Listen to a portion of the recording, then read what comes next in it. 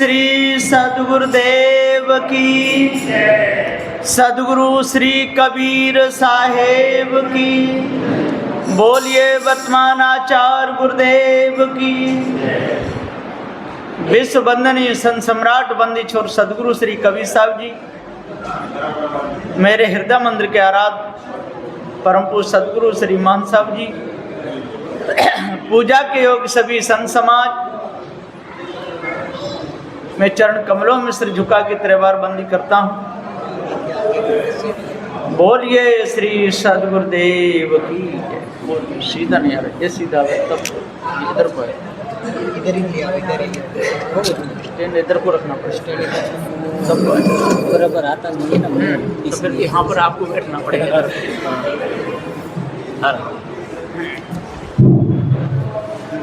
अब सही है। सद्गुरु श्री कबीर साहब जी का पारक ज्ञान है।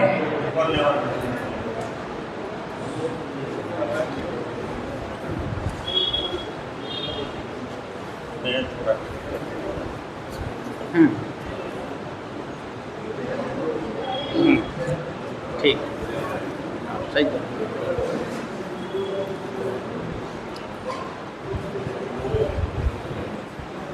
सद्गुरु श्री कबीर साहब जी एक ऐसे महापुरुष हुए इस धरातल पर, उन्होंने सत्य का उपदेश दिया। और वो सत्य क्या है, क्या चीज है? सत्य दो ही पदार्थ हैं, जड़ और चेतन। तो इसमें लिखा है कि पारक क्या चीज है? पारक कहिए चेतन जीव, इस जीव को ही पारक कहते हैं। जब लंग संसार के चक्कर में फंसा रहता है तब तक ये पारक ही होता है, सबको परखता है। कोई डॉक्टर बनता है, कोई इंजीनियर बनता है, कोई बिजली मैकेनिक रहता है, ये सब अपने अलग अलग। जब तक परखता है तब तक है वो पारखी। और जब बंधनों से छूटता है, सभी प्रकार से बंधनों से जब छूट जाता है तो उसको कहते हैं पारख। इस पर ध्यान देने की बात है। पारक पारखी एक है, भिन्न भेद कछु नाय, देह विलास कर भेद है, सो गुरु दियो दर्शा। जब तक संसार के चक्कर में रहता है,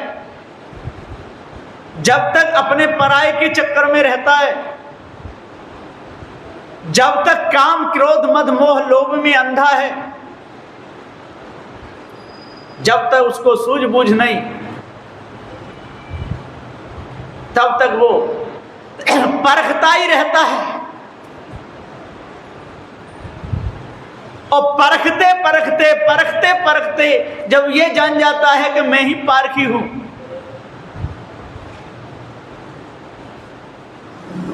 तब जो जिस वस्तु को परखता है उससे न्यारा रहता है। जिस वस्तु को परखेगा उससे न्यारा रहेगा, तभी तो वो पारखी है।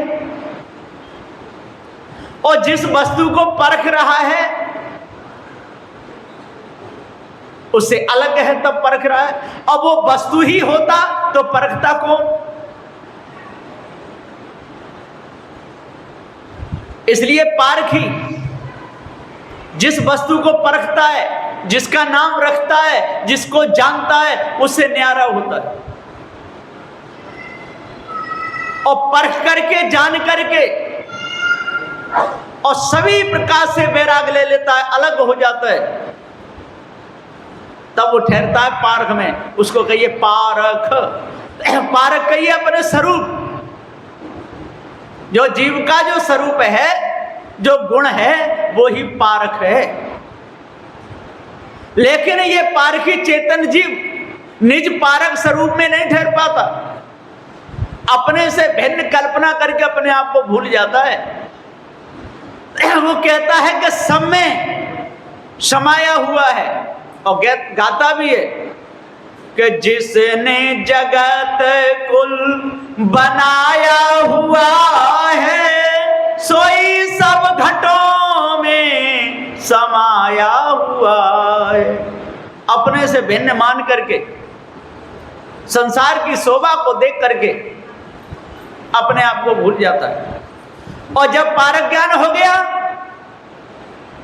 तो उसे पता चलता है ना ये जगत किसी का बनाया हुआ है, ये सदा से अनादि रहाया हुआ है।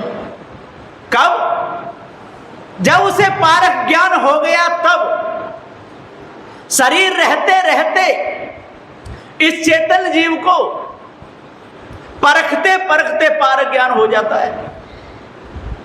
हाँ, अंतर इतना रह जाता है थोड़ा सा कि अभी शरीर है, प्रारब्ध पूरा नहीं हुआ है। जैसे ही प्रारब्ध पूरा होगा अपने स्वरूप में ये जीव ठहर जाएगा, विदेह मुक्त हो जाएगा।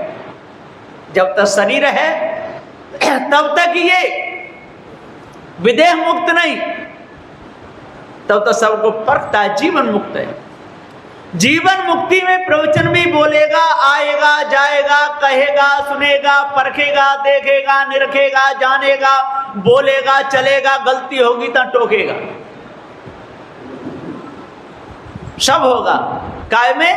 ये जीवन मुक्ति में। अब जब ये शरीर छूटेगा जीवन मुक्त पुरुष का, तो पार्क में ठहर जाएगा। पार्क ये विदेह हो जाएगा, अपने स्वरूप से अलग फिर होगा ही। अब भी अपने स्वरूप से अलग नहीं है, देह में है इसलिए मालूम पड़ता है, लेकिन ये चेतन जीव किसी में समाता नहीं। चेतन जीव पृथ्वी जलवायु अग्नि में नहीं समाता है। अब कहोगे कि अपने आप में समाता है, तो अपने आप में भी नहीं समाता, क्योंकि स्वयं ही चेतन जीव है तो समाता है दूसरे में। जैसे पृथ्वी का भाग पृथ्वी में समाता है, जल का भाग जल में, अग्नि का भाग अग्नि में, वायु का भाग वायु में लीन होता है, चिपकता है। लेकिन ये चेतन जीव किसी में समाता नहीं, किसी में लीन नहीं होता। जो लोग लिखते हैं ना स्वरूप लीन, ये भी उनकी भूल है। जीव कभी स्वरूप में लीन नहीं होता, स्वरूप में ठहरता है। सर्व वासना को त्याग कर अलग हो जाता है, उसी को कहते हैं ठहरना। जैसे कोई किसान किसानी करता है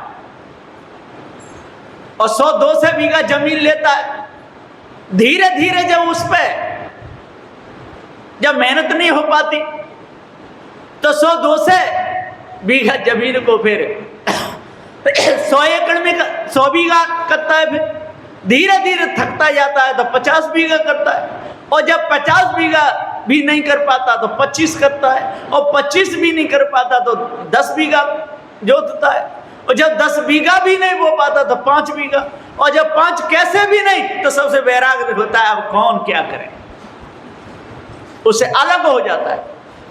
जितनी वो खेती करता था, अनाज बोता था, उस समय कितना भार था, और धीरे धीरे धीरे धीरे छोड़ता चला गया।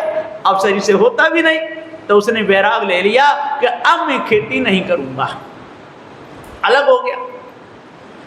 इसी प्रकार से जब संसार से ये चेतन जीव अलग हो जाएगा, विषय विकारों से जब ये चेतन जीव अलग हो जाएगा तो निज पारक स्वरूप में ठहर जाएगा। तो चेतन जीव का जो स्वरूप है, जो ज्ञान गुण है, वही पारक है, इससे भिन्न और कोई पारक नहीं।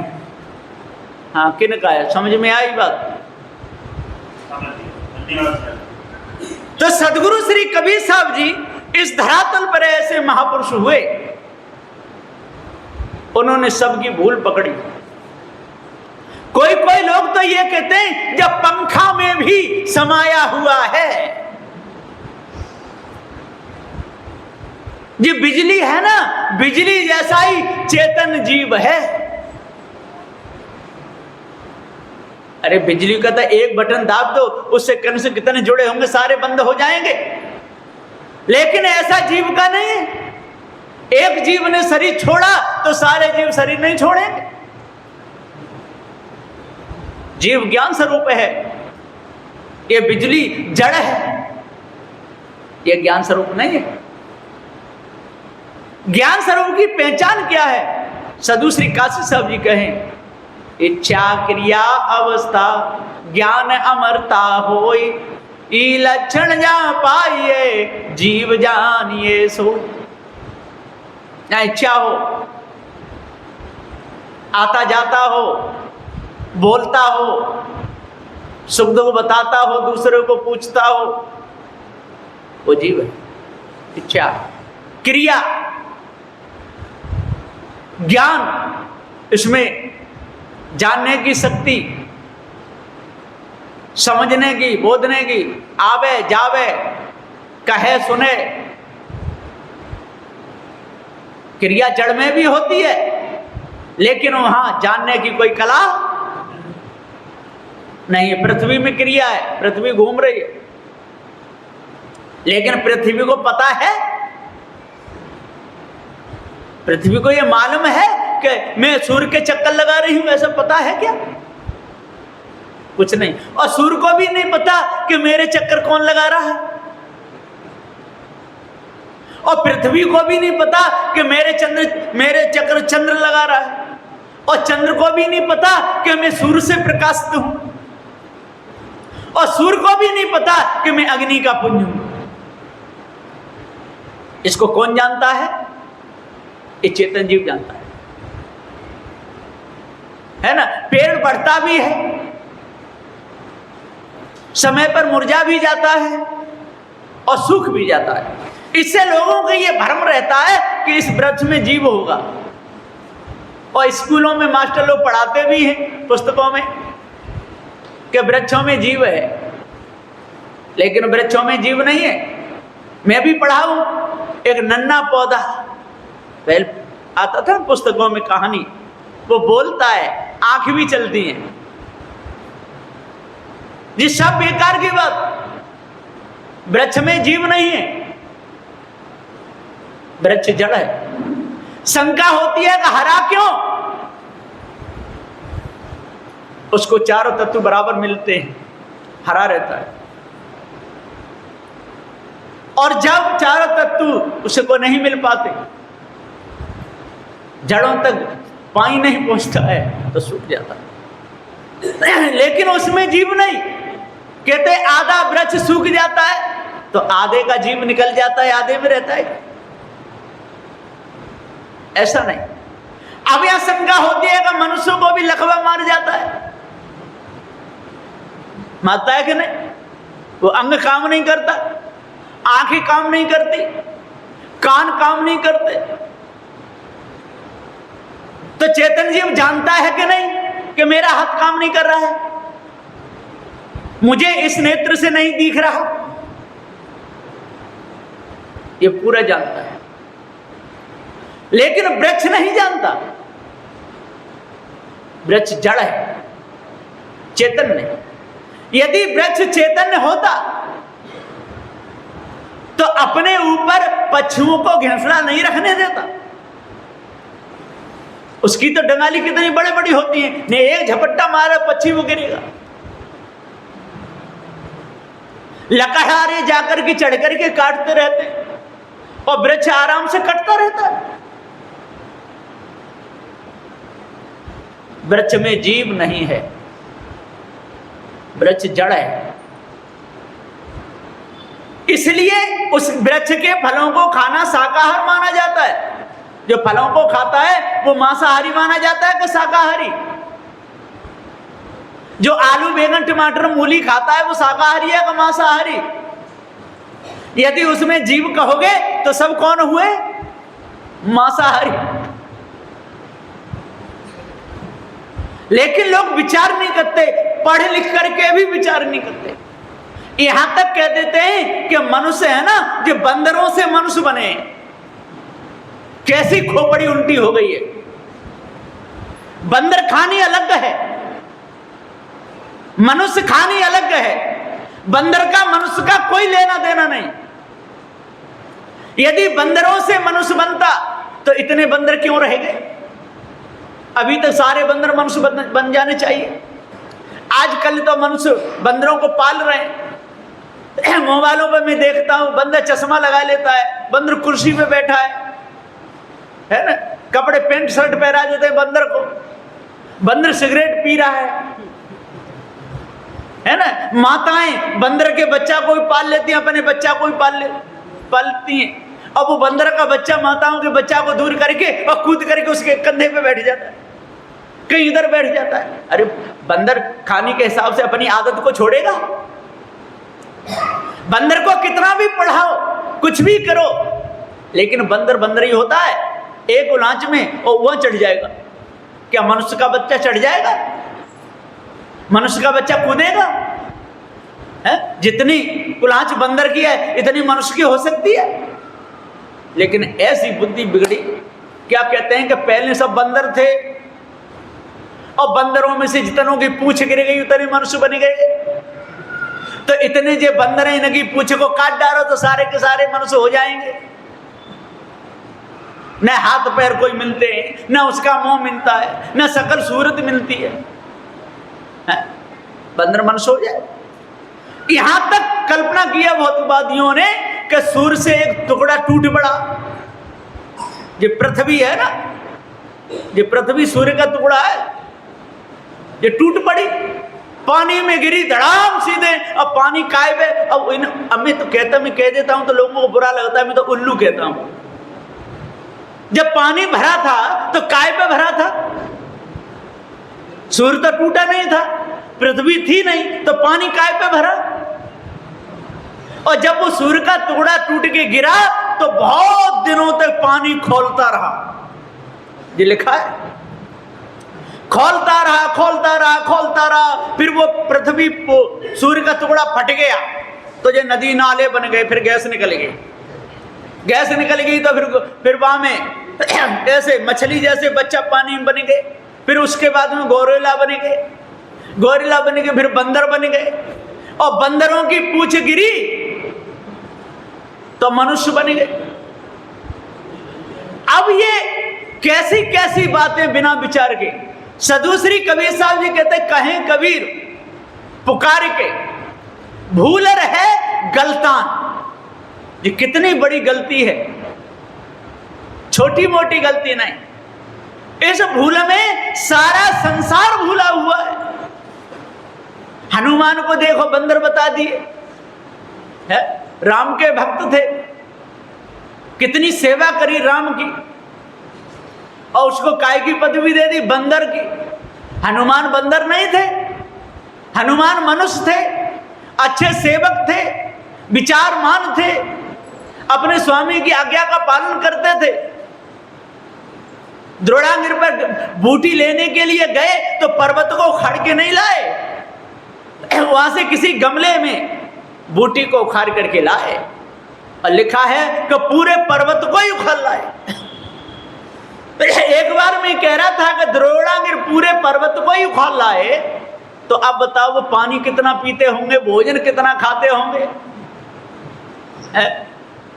पानी पीते होंगे तो एक नदी का पानी पी जाते होंगे, और पेशाब करते होंगे तो कितने गांव के गांव बह जाते होंगे। अब पेशाब लगेगी तो वो पेशाब तो करेंगे ही, और वो मल त्यागते होंगे तो छोटे मोटे पहाड़ बन जाते होंगे। लोग विचार नहीं करते, बिना विचार की बातें ग्रंथों में लिखी हैं। झूठन के लिखे पुराण रे बिन ज्ञान ही की फूटी। जल ही जल है वहां नहीं कोई, तापर ब्रह्मा रहे सोई। कमल फूल से ब्रह्मा होई, रज बीरज से संसार है और बात सब झूठी।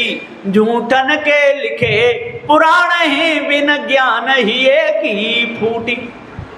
जल ही जल था, उसमें कमल आया, कमल कहां से आया मालूम है? विष्णु की नाभि से आया। उस कमल के फूल पर कौन बन गए? ब्रह्मा जी बन गए। अब बता, मनुष्य का बच्चा कमल के फूल पर बनेगा? कबीर साहब को भी बता दिया कि कबीर के कमल के फूल पे बन गए। अष्टानंद देख रहे थे नेतारा पे। ये सारी झूठी कल्पना। कबीर पंथ में भी भरम कम नहीं है, बहुत भ्रमक लोग भरे हुए। जब कमल का फूल आया और उसके ऊपर एक ज्योति आई, बच्चा बन गए कबीर साहब। तो अब विचार करो, क्या कबीर साहब उसमें खानी के थे? वो तो मनुष्य खानी के थे। क्या ब्रह्मा उसमें खानी के थे? मनुष्य खानी के थे। विष्णु की नाभि से कमल आया और ऊपर उस पर ब्रह्मा बन गए, और ब्रह्मा को पता ही नहीं कि मैं कौन हूं। तो ब्रह्मा ने काई को खींच खींच के पृथ्वी बनाई, और 3 बार बनाई, और 3 बार हिरणाक्ष चुरा ले गया। अब ये बताइए कि पृथ्वी तब थी नहीं, सृष्टि थी नहीं, तो हिरणाक्ष कहां से आ गया? और हिरण्याकुश और हिरणाक्ष दोनों भाई थे, और कश्यप ऋषि के पुत्र थे। तो पहले से सिद्ध हो गए कि नहीं? तो ये कहानियां लिखने वाले झूठा ठहरे के ज्ञानी? सत्यवादी थे कि झूठे थे? जो हिरणाक्ष पहले से सिद्ध हो गया चुराने वाला, हिरण्याकुश सिद्ध हो गया चुराने वाला, कश्यप ऋषि सिद्ध हो गए, है ना? उनकी मां कद्रु सिद्ध हो गई, और उनके भी ससुर सिद्ध हो गए, दक्ष प्रजापति। तो पृथ्वी तो पहले से थी, संसार पहले से था, तो ब्रह्मा ने क्या बनाया? विचार करने की बात है।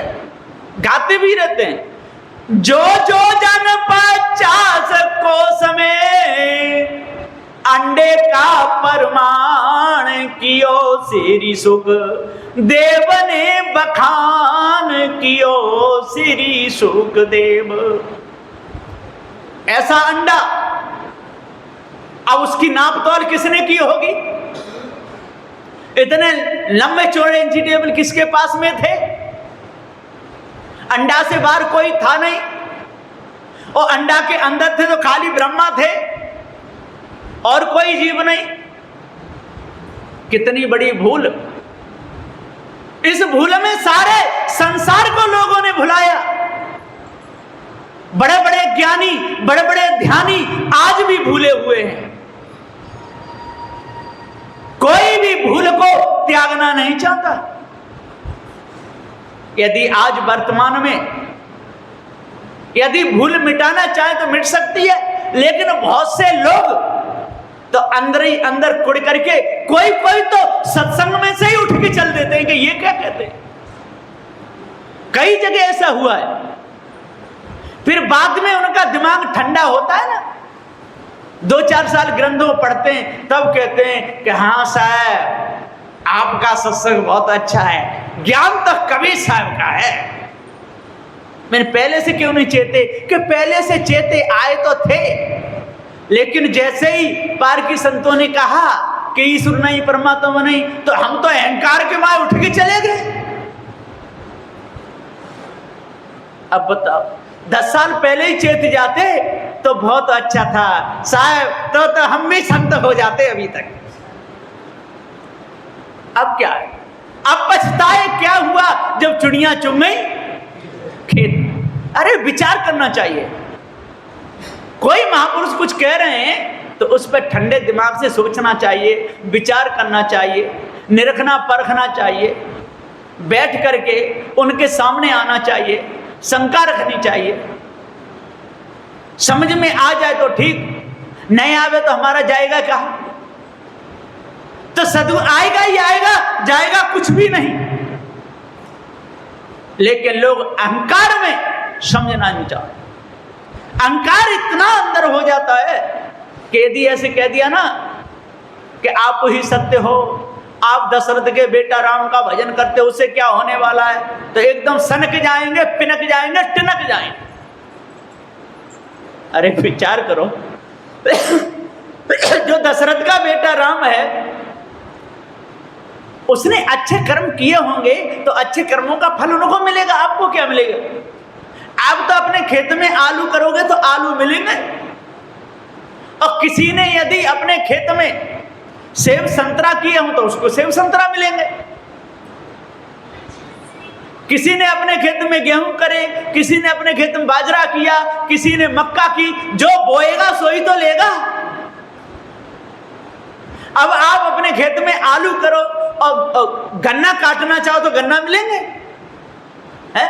गन्ना वाले के खेत का भजन करने लगो कि गन्ना मेरे खेत में आ जाए और गेहूं उसके खेत में पहुंच जाए, तो ऐसा होगा? आप राम का भजन करो कि राम के सारे सद्गुण मेरे में आ जाए तो आ जाएंगे, है? अच्छे कर्म करे राम ने और मजा मारो आप, ऐसा कहीं होगा? है? ऐसा कभी नहीं होगा। सारे के सारे लोग धोखे में डूबे हुए हैं। कहते हैं कि एक जगह महाराष्ट्र की बात है कि मेला लगा, बहुत बड़ा मेला लगा, लक्खी मेला। उस मेला में सभी लोग अपना अपना सामान बेचने गए। उस मेला में एक मालिनी भी फूल लेकर के गई, फूल बेचने के लिए। अब क्या हुआ, गर्मी पड़ रही थी, अब पूरी ज्यादा खा ली तो उसका पेट खराब हो गया, दस्त होने लगे। अब क्या करें, दस्त होने लगे तो उसका लहंगा तो बहुत बड़ा था, थोड़ी दूर पे जाके लहंगा को पसार के बैठ गई, वहीं टट्टी कर ले, और इतने फूल ले गई, उसी के ऊपर फूल रख दिए। अब दूसरी माताएं आई, बहना ये क्या कर रही हो, ये फूल क्यों रख रही है? कि ये हगन देवता है, हगन देवता। हमारे बेटा की शादी नहीं हो रही थी तो हमने कहा हे हगन देवता, बेटा की शादी हो जाए तो आपकी पूजा करेंगे, इसलिए मैं हगन देवता की पूजा कर रही हूं। क्या हमारे बेटा की भी शादी हो जाएगी? कि हाँ, जो भी आप कहो वही होगा। तो सारी माताएं वह मेला में थी, सब पूजा करने लगी वह हगन देवता की। अब तो ऊपर फूलों का ढेर लग गया। अब राजा को पता चला, राजा भी आ गया, पंडित पुजारियों को पता चला तो पंडित पुजारी भी आ गए, सब बैठ गए। राजा बोला हगन देवता हमारे राज्य में है तो हमारा है, राजा के कब्जा में हो गया हगन देवता। अब तो वहां बहुत पैसे चढ़ने लगे, मेला बड़ा हो गया। राजा ने मुनादी फिरवाई, कहा कि 1 साल में एक बार हगन देवता का मेला लगेगा और यहाँ पूजा होगी। अब तो 1 साल में मेला लगने लगा, बहुत दुकानें आने लगी, बोलिए हगन देवता महाराज की जय, हगन देवता महाराज की जय। अब एक दिन क्या हुआ कि मंत्री ने जाके राजा से कहा कि राजन, सभी हगन देवता की पूजा करने आते हैं लेकिन एक मालिनी नहीं आती। राजा ने कहा वो क्यों नहीं आती, जाओ कहो। उसके पास में सिपाही संदरी पहुंचे, उनने कहा नहीं, मैं हगन देवता की पूजा नहीं करूंगी। राजा को आकर के बताया, राजा स्वयं घोड़ा पे सवार हुआ, गया उसके घर, जाकर के बोला कि अरे मालिनी, ये बात बता कि ये राज देवता है और हगन देवता है, बहुत बड़ा देवता, और सभी इसकी पूजा करने आते, तू क्यों नहीं आती? मालिनी राजा को अंदर ले गई, खाट बिछाई बैठा रहे, हाथ जोड़ बोली राजन, जो वो हगन देवता है ना उसकी स्थापना मेरे द्वारा ही हुई है, इसलिए मैं कैसे पूजा कर सकती हूँ, कि कैसे हुई है। तब राजा को पूरी बात बताई। तो एक जब मैं मेला में फूल बेचने के लिए गई, मेरा पेट खराब हो गया। अब मैंने वहीं पर थोड़ी दूर पर टट्टी करी, अब लोग देखेंगे तो क्या कहेंगे, तो मैंने थोड़े फूल रख दिए। और माताएं आई, बोली ये क्या कर रही हूँ, तो मैंने कही ये हगन देवता इनकी पूजा कर रही हूँ, मेरे बेटा की शादी नहीं होती थी, शादी हो गई इनकी कृपा से। तो सारी माताएं करने लगी। अब वो आपका हगन देवता बन गया, अब आप ही बताओ मैं पूजा कैसे कर सकती हूँ। राजा बोले कोई बात नहीं, तू करे चमत करे, लेकिन हमारा हगन देवता बन गया। राजा आगे कोई बात नहीं है, वो नहीं करती तो नहीं करते। तो सदगुरुदेव जी पुकार के समझाते हुए कहते हैं कि ऐसे हगन देवता एक नहीं, जिन कितने हगन देवता बने रखे हैं, लोग पूजा करते हैं। इसलिए साहब कहते हैं अपने आप को जानो। जब तक आप लोग अपने आप को नहीं जानोगे, जब तक भ्रम में रहोगे, तब तक आपके अंदर सदगुरु श्री कबीर साहब की वाणी प्रवेश नहीं करेगी, क्योंकि आप तो पढ़ चुके हो। क्या पढ़ चुके हो? कोई ईश्वर है, परमात्मा है, उसने सारा संसार बनाया हुआ है, कण कण में है, वो ज्ञान स्वरूप है। और गाते भी हैं, तेरी सत्ता के बिना हे प्रभु मंगल मूल, पत्ता तक हिलता नहीं, खिले न कोई फूल, प्रभु नीला तेरी अजब निराली है। उस परमात्मा की बाँह बहुत लंबी है, परमात्मा के नेत्र बहुत बहुत बड़े हैं, परमात्मा के हाथ भी बहुत बड़े हैं, परमात्मा के पैर भी बहुत बड़े हैं। वो परम पिता परमेश्वर जो करे सो कर सकता है। प्रभु नीला तेरी अजब निराली है अजर अमर अज निराकार परमेश्वर, देह कभी न धरे, बिन पैर चले, बिन कान सुने, बिन हाथ करोड़ों काम करे, हर घट में भगवन बास तेरा हो, महाप्रलय तो भी न मरे। प्रभु नीला तेरी अजब निराली है। कितना गाते हैं, गाते गाते उनके हाथों में भी फलक पड़ जाते, बजाते बजाते। सदगुरुदेव जी पुकार के समझाते हुए कहते हैं कि जब तक पारक ज्ञान नहीं होगा तब तक कुछ भी नहीं होगा, पूरा समय बेकार जाएगा। जैसे मुस्लिम भाई नमाज पढ़ते हैं और पढ़ते पढ़ते उनके यहाँ पर गूंथ बन जाती है काली, यहाँ पर ऐसे कर करते हैं, यहाँ पर पड़ जाती है। बहुत से लोग तो चित्त पढ़ पढ़ के लेट लेट करके पैग भरने के लिए जाते हैं। सदगुरु श्री कबीर साहब जी पुकार के समझाते हुए कहते हैं कि अपने आप के हित की जो हम बात कहते हैं वो आपको बुरी लगती है, जो आपके अहित की बात लोग कहते हैं वो आपको अच्छी लगती है। कहते हैं जीव तू ईश्वर का अंश है। तू कौन है? ईश्वर का अंश है। जो भी प्रेरणा देता है तेरे को ईश्वर देता है, और तू ईश्वर का भजन करेगा तेरे सारे पाप कट जाएंगे। और ईश्वर के भजन में यदि शरीर छूट गया तो तू ईश्वर में लीन हो जाएगा। बोलिए सच्चिदानंद भगवान की जय। बोलते सदगुरुदेव जी पुकार के समझाते हुए कहते हैं झूठ का दरबार लगा हुआ है, पत्थर की देवी है, पत्थर का शेर है। और जयकार कैसे लगाते?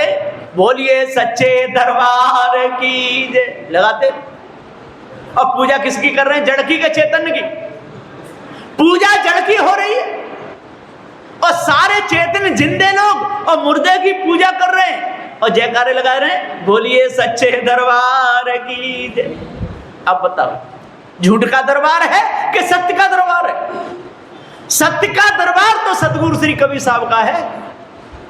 यहां पर चेतन पूजा होती है, यहां पर चेतन पूजा करने के लिए सलाह देते हैं, है ना। बेटा बेटियों से भी कहते हैं माता पिता की सेवा करो, बहुओं से कहते हैं सास ससुर की सेवा करो, भूखे को भोजन, नंगे को कपड़ा, प्यासे को पानी दो, जीव दया करो। ये चेतन पूजा है। लेकिन चेतन पूजा का नाम सुनते ही लोगों के अंदर से आग जलने लगती है। चेतन पूजा करने में परेशानी होगी। यदि चेतन पूजा करेंगे उनके कपड़े भी धोने पड़ेंगे, उनकी सेवा करनी पड़ेगी, अस्पताल भी ले जाने पड़ेंगे, कितनी परेशानी होगी, रात रात भर जगना पड़ेगा। और जड़ की पूजा करेंगे तो न वो खावे, न पिए, न टट्टी करे, न पेशाब करे, न कपड़े धोने पड़े, कुछ नहीं, मौज ही मौज है।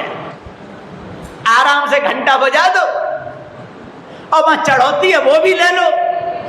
और किसी ने यदि देवता को खाने के लिए पेड़ा चढ़ा दिए तो पेड़ा तो देवता तो खाएगा ही नहीं, वो भी अपने को खाने को मिलेंगे। देवता का भोग भी खाने के लिए मिल जाएगा, देवता के कपड़े भी पहनने के लिए मिल जाएंगे, और देवता के पैसे भी मिल जाएंगे। बस कौन सेवा करे जिन्नाओं की? तो सदगुरुदेव जी पुकार के समझाते हुए कहते हैं कि भाइयों, जब तक आप लोग अपने आप को नहीं जानोगे, जब तक आप भ्रम में लगे रहोगे, तब तक आपके हृदय की कालमा मिटेगी नहीं। अहम अग्नि हृदय जरे, गुरु सो चाहे मान, ते घर यम डेरा दियो हो हमारो मेहमान। जिसके हृदय में अहम की अग्नि जल रही हो, क्या वो चेतन पूजा कर पाएगा? आजकल के तो बेटा अपने माता पिता को सिर झुकाना नहीं चाहते। एक से मैंने कहा ये कौन है? कि हमारे माता पिता। कि सुबह उठ के पैर छूते हो? नहीं, कि अभी हमारे सामने छुआ कि नहीं, छू लूंगा साहब, छू लूंगा, छू लूंगा। कि अभी छुआ, वहां ने सिर नहीं झुकाया। जब वहां से सब चले गए तब माता पिता के पैर छुआ। मैंने कि उस समय क्यों नहीं? कि साहब शर्म लगती है। माता पिता के चरणों में सिर झुकाने में शर्म लगती है, और पत्थर की मूर्ति पूजने में कोई शर्म नहीं लगती। मैं काय की शर्म? तो सदगुरुदेव जी पुकार के समझाते हुए कहते हैं कि सारे संसार के जितने ऋषि मुनि हैं सब इकट्ठे हो जाएं, सारे संसार के जितने भी ज्योतिषी हैं सब इकट्ठे हो जाएं, लेकिन पत्थर की मूर्ति में प्राण नहीं डाल सकते। यदि पत्थर की मूर्तियों में प्राण पड़ जाते तो आज अपने भारत में अन्न की कमी पड़ जाती। अपन 4-4 रोटी खाते हैं तो वो देवता कम से कम 10-10 रोटी तो खाते हैं। इतनी भीड़ आती है, लैट्रिन बाथरूम में लाइन लगानी पड़ती है, और सारे देवी देवता खाते पीते, तो उनके लिए कितने लैट्रिन बाथरूम बनवाने पड़ते। वृंदावन में देखो, एक एक मंदिर में कम से कम 100-100, 200 देवताएं, और उनके लिए लैट्रिन बाथरूम कितने बनवाने पड़ते यदि वो खाते पीते तो। लोग कहते हैं कि मानव तो देव है, मानव तो देव है, न पत्थर तो है ही है। सदगुरुदेव जी कहते हैं ना मानो तब भी वो पत्थर है, और मानो तब भी पत्थर है। सदगुरुदेव जी कहते हैं कोई लकड़, सूखी लकड़ी को और गन्ना मान ले तो वो गन्ना हो जाएगा? कभी नहीं होगा। मानो तब भी लकड़ी और न मानो तब भी लकड़ी, और मानो तब भी गन्ना और न मानो तब भी गन्ना। बदलाव हो नहीं सकता है। अब जैसे ये माताएं बैठी हुई हैं, और कोई कहे कि मानो तो माताएं, ये मानो तो माताएं, नहीं तो ये माता नहीं है, तो ऐसा होगा क्या? माता माता ही रहेगी। और कोई कहे कि नहीं, ये इधर बैठे ये माताएं हैं, उधर बैठे वो पुरुष हैं, तो ऐसा होगा क्या? है? क्योंकि ये चेतन जीव ने अपने कर्मों के आधार से शरीर धारण किया है। चेतन जीव न कुत्ता है, न बिल्ली है, न बंदर है, न सूकर है, न कुकर है, न मसा है, न मखारी है, न स्त्री है, न पुरुष है। जैसे कर्म करता है तैसे शरीर को धारण करता है, तब उसका नाम पड़ता है। यदि स्त्री घट में जाए तो स्त्री नाम पड़ जाता है, और पुरुष घट में जाए तो पुरुष नाम पड़ जाता है, हाथी घट में जाए तो हाथी नाम पड़ जाता है। जैसे कर्म करता है वैसा नाम पड़ता है। शराब पीने लगे शराबी नाम पड़ जाता है, चोरी करने लगे चोर नाम पड़ जाता है, बढ़ई का काम करने लगे तो बढ़ई नाम पड़ जाता है, कुम्हार का काम करने लगे तो कुम्हार नाम पड़ जाता है, बुनकर का काम करना पड़े तो बुनकर नाम पड़ जाता है ना। वनिज व्यापार करने लगे तो उसका वैश्य बनिया नाम पड़ जाता है। डोल डोल करके यदि वनिज व्यापार करने लगे तो बंजारा नाम पड़ जाता है। लेकिन ये सब नाम पड़ जाते हैं। और चेतन जीव कैसा है? चेतन जीव तो अनामी है, जीव का कोई नाम नहीं है। जिस घट में जाता है उस घट के अनुसार उसका नाम रख दिया जाता है। इसलिए सदगुरुदेव जी पुकार के समझाते हुए कहते हैं कि भाइयों, जब तक आप लोग भूल में रहोगे, जब तक आप भूल को नहीं समझोगे, नहीं परखोगे, तब तक भूल में ही भटका खाते रहोगे। बड़े बड़े ज्ञानी, बड़े बड़े ध्यानी भूल में भटक भटक के चले गए, बचे नहीं। श्रृंगी ऋषि जैसे, श्रृंगी ऋषि बन भीतर मारे, श्री ब्रह्मा का फोरी हो, नाथ मछंदर चले पीठ दे, सिंगल में बोरी हो, साकट के घर करता धरता, हर भक्ता के चेरी हो, कहीं कभी सुना हो संतो, ज्यों आवे त्यों फेरी हो। ये कहरा नंबर 12 में है। सदगुरुदेव जी पुकार के समझाते हुए कहते हैं कि जब तक आप लोग लिखे हुए के गुलाम बने रहोगे या देखे सुने भोगे के गुलाम बने रहोगे, जब तक आप परख नहीं करोगे, जब तक आप पारखी नहीं बनोगे, तब तक आपको भटकाने वाले भी मिलते रहेंगे और आप सहज में ही भटकते रहोगे। संसार में न भटकने वालों की कमी है, न भटकाने वालों की कमी है। भटकने वाले भी तैयार खड़े हैं और भटकाने वाले भी तैयार खड़े हैं। घाट घाट पर गुरुबा बैठे, लिए तराजू बाट और पढ़ा पढ़ाए और लिखा लिखा के 16 दूनी 8 के जियरा कर दे 12 बाट। एक जाट था, जाट, हरियाणा में जाट ज्यादा है। जाट का एक लड़का था और जाट गरीब था। वो सोच रहा था कि मेरा लड़का पढ़ जाए तो ठीक है। तो एक बहुत अच्छे विद्वान मास्टर थे पढ़ाने वाले, उनके पास में अपने बेटा को ले गया और बोला कि मेरे बेटा को आप कितने वर्ष में पढ़ा लिखा के पूरा विद्वान बना सकते हो? उनका 3 वर्ष में मैं तेरे बेटा को पढ़ा के लिखा के बिल्कुल सही, लेकिन 1 लाख रुपए लूंगा। वो बोले कि मैं आपको 1.5 लाख दूंगा। जाट बोला क्या? 1.5 लाख दूंगा, लेकिन मेरा बेटा पढ़ना चाहिए। कि ठीक है। तो वह बेचारे ने उसको कपड़े भी बनवाए, खाना पीना सारी सुविधाएं दी। 3 साल में खूब पढ़ लिख करके पूरा पंडित बना दिया। जब पढ़ गया तब वो जाट अपने बेटा को लेने के लिए गया और बोला, पंडित जी, गुरुजी, कहाँ का मेरा बेटा पढ़ गया?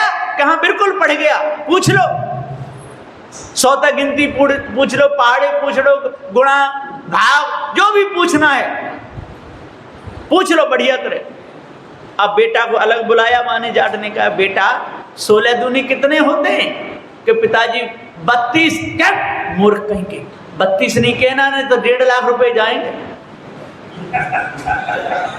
तो क्या कहना चाहिए कि मैं कहूंगा बेटा 16 दूनी कितने होते? तो 8 कहना, 8। ठीक, कहा पिताजी 8 ही कहूंगा। अब गया पंडित जी के पास, बोला, गुरुजी, कहा कि आपके सामने भी परीक्षा ले सकता हूं ना अपने बेटा की? कहा किसी के सामने लो, कहीं भी लो, हमारा विद्यार्थी कमजोर नहीं है, अच्छा पढ़ा लिखा है। वो बोले, बेटा, कहा पिताजी कि 16 दूनी कितने होते हैं? कि पिताजी 8। एकदम अरे पारे पंडित, तेने तो हमारे बेटा का जीवन बिगाड़ दिया। कैसी पढ़ाई? अब बताओ, 16 दूनी कोई 8 होते? बेटा 8 दूनी कितने होते हैं? कि 4 है। कोई बात नहीं, ले 10 रुपया भेंट दे के अपने बेटा को लेके चला। ऐसा होता है। तो पढ़ा और लिखा के 16 दूनी 8 के जियरा कर दे 12 बाट। अब उसके पास में और आए, अब वो नीचे को नजर करें बैठे, पंडित जी क्या बात है, कैसे बैठे हो, कैसी उदासी है? तो कह रहे हैं कि सब जाते पढ़ाई मैंने, एक पढ़ायो जाट, और बाऊ ने मेरे संग ऐसी कीनी, 16 दूनी 8 के जियरा कर दे 12 बाट। सारा संसार 12 बाट कर दिया। पुजवा के पत्थर की मूर्ति, लकड़ी की मूर्ति, पत्थर की मूर्ति, कागज की मूर्ति, नदी नाले पेड़ों की पूजा। अब बताओ, मनुष्य सुख पाएंगे कि दुख? घर में माता पिता भूखे मर रहे हैं, संत गुरुजन भूखे खड़े हैं, उनसे तो कहते हैं तेरा बाप कमा के रख गया है क्या? अपनी माँ से कहते हैं चुपचाप बैठी रहे। माँ कहती है, नहीं बेटा, मैंने तेरे को 9 महीना पेट में रखा, कि 9 महीना रखा तो ऐसा न किया, किराया ले ले। अपनी माँ से कहते हैं पेट में रखने का किराया ले ले। जड़ बुद्धि हो गई, भैंसा बुद्धि हो गई, मांस खाने लगे, शराब पीने लगे, गुटखा खाने लगे, बीड़ी पीने लगे। अब बता, मानव बुद्धि कहां से आएगी? इसलिए सदगुरुदेव जी पुकार के समझाते हुए कहते हैं, अपने आप को जानो, धर्म को त्यागो, तब आपका हृदय पवित्र होगा। पारक सिद्धांत को समझो, जड़ चेतन के भेद को समझो। जहां समझ ना आवे तो पार की संतों के पास में आकर के बैठकर शंका रखो, पार की संत आपको समझाएंगे, आपके हृदय की कालमा दूर होगी, अनादिकाल का भ्रम मिटेगा। बोलिए श्री सदगुरुदेव की जय।